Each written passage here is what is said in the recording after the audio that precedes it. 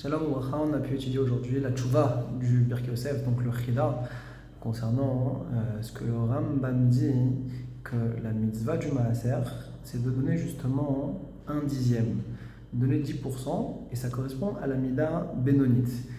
La question qui soulève, c'est de comprendre c'est quoi l'origine, quelle est la source du Rambam.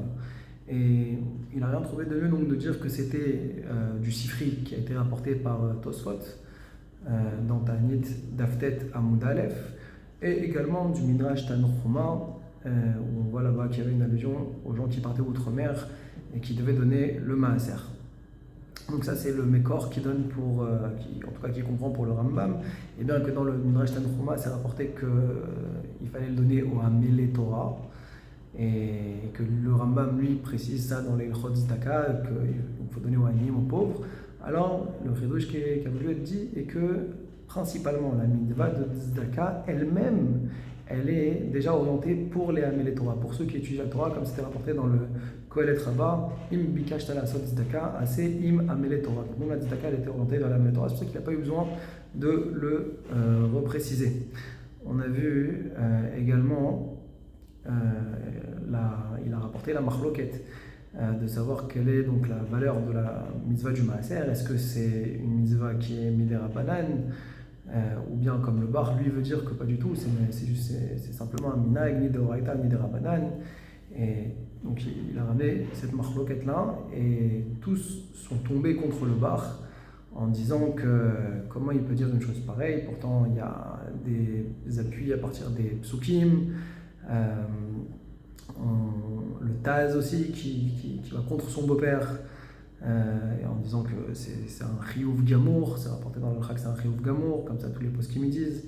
On a même voulu rapporter au nom du Bet Yosef, Beshem Yerushalmi, où là-bas c'est vrai qu'on ne parle pas clairement du maaser, mais on parle du chomesh, la notion des 20%.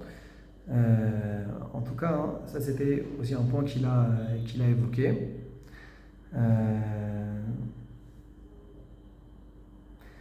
On a vu aussi le point de machloket qu'il y avait avec le Pnei Yoshua, qui lui veut dire que la mitzvah min hamufrar, c'est de donner seulement 10%, alors que le Rambam lui nous avait fait dire que 10% c'est que la mitzvah bénonite, c'est la mesure moyenne quelque part.